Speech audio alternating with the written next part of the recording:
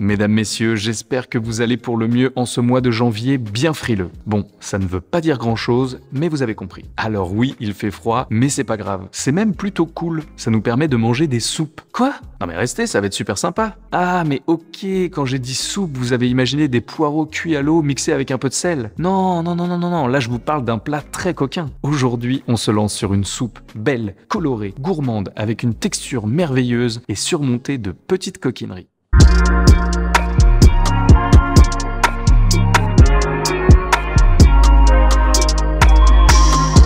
Alors, c'est pas mal, non? Et oui, on associe souvent la soupe à un plat très ennuyeux, mais avec quelques techniques et des bons produits, on peut faire une assiette incroyable. Déjà, pour commencer, on va travailler sur le goût. Et oui, un seul légume avec de l'eau, c'est pas fou. On va donc aller vers une association de légumes pour un peu plus de subtilité, mais aussi une cuisson au bouillon pour encore plus de profondeur. Ensuite, il y a la texture. Trop liquide, c'est pas chouette et aqueux, et trop épais, c'est une purée et c'est un peu écœurant. Et surtout, il y a le rendu. Si c'est granuleux, ça ne fait pas très envie. On veut quelque chose de bien lisse. Tout va se jouer au mixage, vous allez voir. Et pour finir, il y a la garniture, les toppings, comme diraient nos copains anglo-saxons. C'est primordial. Pour la recette du jour, je vous propose les indémodables croûtons et on va voir comment bien les cuisiner pour qu'ils amènent du goût, de la texture et de la couleur. Et comme on est des petits fous, je vais également vous montrer comment faire des chips de jambon. C'est bête comme chou, mais ça va apporter du croquant, du goût et assaisonner notre soupe. Bon, on reste concentré, c'est facile, mais il faut pas qu'on se loupe, ça part sur une bonne sauce-soupe. Et hop, un petit potimarron pour commencer. D'ailleurs, j'ai pris un potimarron, mais ça marche avec toutes sortes de courges. Faites-vous plaisir avec ce que vous trouvez. Avec de la butternut par exemple, c'est super bon. Là, je suis sûr que vous vous demandez pourquoi j'ai lavé mon potimarron. Eh bien, parce qu'on va garder la peau. Si. Vous allez voir. Petit 1 parce que c'est très bon, petit 2 ça donne de la couleur, et surtout c'est super relou à enlever. Ici on a juste à couper notre potimarron en deux, utiliser une cuillère à soupe ou tout autre ustensile pour retirer les graines, que vous pouvez laver et faire sécher d'ailleurs. Ça pourrait être super utile pour une autre recette. Une fois que c'est fait, on va pouvoir passer à la découpe, on retire la base du pédoncule, et on va couper des tranches dans le potimarron. Ici, il n'y a pas de règle pour la découpe, faites au plus simple. Je le fais en tranches puis en morceaux parce que j'ai un bon couteau, mais vous pouvez d'abord le couper en quartiers pour que ce soit plus facile. On fait des morceaux pas trop gros pour que ça cuise plus vite, essayez d'avoir une taille plutôt régulière pour que la cuisson soit homogène, et que donc tous les morceaux soient cuits en même temps, et on réserve. On va ensuite préparer un oignon doux, mais vous pouvez prendre un oignon jaune, un oignon rouge ou des poireaux par exemple. On l'émince bien finement pour accélérer la cuisson, et une fois que c'est fait, on va pouvoir le réserver dans un récipient différent du potimarron. Pour un peu plus de gourmandise et une strate de saveur supplémentaire, ajoutons de l'ail. Je vais ajouter 2 gousses de taille moyenne. Vous pouvez ajuster évidemment en fonction de vos goûts, de la taille des gousses et de la quantité de potimarron que vous avez. On les coupe grossièrement. Ne vous prenez pas trop la tête sur la découpe des légumes, je vous rappelle que tout ça va finir dans un mixeur. Eh bien c'est déjà l'heure de passer en cuisson. On commence par ajouter un peu de beurre, un petit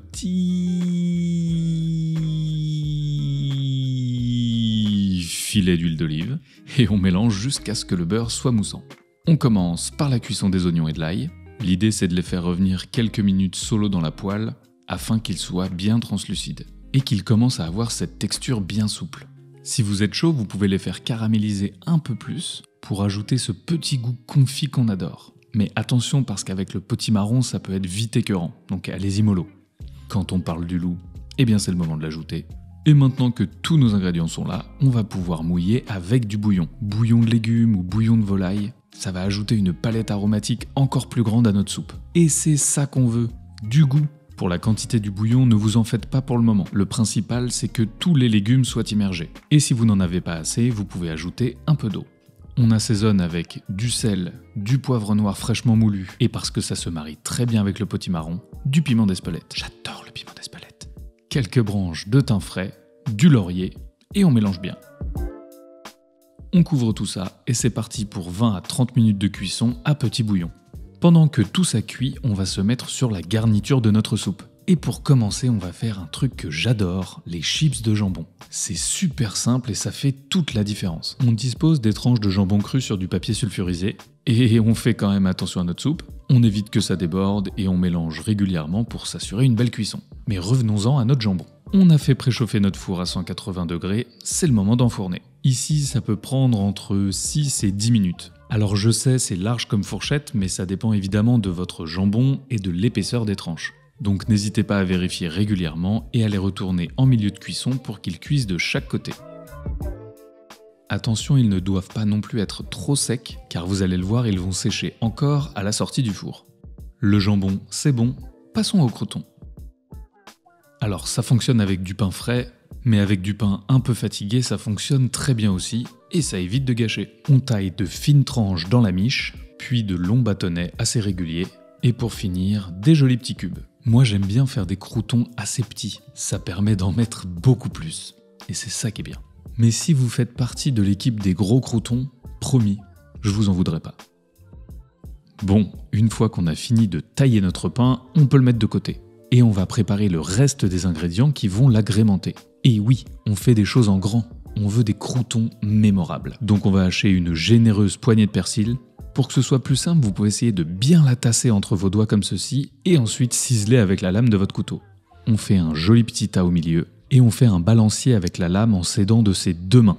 La courbure de la pointe va permettre de faire levier et de hacher tout ça bien finement. Une fois que c'est fait, on réserve, et on va préparer nos gousses d'ail. Comme tout à l'heure, ajustez en fonction de vos envies. J'ai pris ici une gousse de taille moyenne que l'on va râper très finement. Ça par contre, c'est pas en fonction de vos goûts. Il faut que ça soit taillé très finement. Sinon, on va avoir des gros morceaux d'ail mi-brûlés, mi-pas cuits, et ça, c'est pas ouf. On sort sa plus belle poêle sur feu moyen, une noisette de beurre. Eh ben, sacrée noisette. Eh oui, mais c'est comme ça que c'est bon. On dépose l'ail dans le beurre moussant. Et là, on fait attention à ce qu'il ne brûle pas en mélangeant constamment. L'ail va infuser dans le beurre, ça va être parfait. On ajoute ensuite tous les morceaux de pain. On mélange pour qu'ils soient tous bien enrobés de beurre. Un petit filet d'huile d'olive pour la gourmandise, mais vous pouvez le faire qu'au beurre, ce sera très bien. Et on assaisonne avec du sel fin. À partir de maintenant, c'est un petit jeu de patience et d'observation, car le pain doit colorer tout doucement pour ne pas cramer, mais assez longtemps pour être bien croustillant. Donc essayez de remuer très régulièrement pour avoir une cuisson homogène sur toute la surface des croûtons. Quand vous sentez que vous êtes plutôt pas mal sur la cuisson, on coupe le feu, on ajoute du poivre fraîchement moulu et le persil. Et oui, on ajoute le persil à la fin pour garder toute sa fraîcheur. C'est la chaleur résiduelle de la poêle et des croûtons qui va très légèrement les cuire pour une texture parfaite. Évidemment, c'est vous qui faites à manger, c'est vous qui goûtez. Je crois qu'on se rapproche dangereusement de la fin de la recette. La garniture est prête, le potimarron aussi. On va pouvoir le débarrasser dans la cuve d'un blender. Le piège à éviter ici, c'est de mettre tout le bouillon. Mieux vaut en garder de côté pour ajuster la texture. Si c'est trop épais, vous pourrez facilement rajouter quelques louches. En revanche, si c'est trop liquide, pas de retour en arrière possible. On lance maintenant le blender à vitesse moyenne pour éviter d'en mettre partout. Et lorsque les légumes sont déjà bien réduits en purée, on va pouvoir le mettre à vitesse maximale pendant quelques minutes. Petit rappel, faites attention avec votre blender, car avec la chaleur et le mixage, la pression peut être forte. Vous n'avez pas envie que le bouchon explose. Comme convenu initialement, on goûte et on ajuste avec un peu de bouillon. Allez-y à l'œil, mais surtout allez-y progressivement. Encore une fois, si c'est trop liquide, c'est foutu.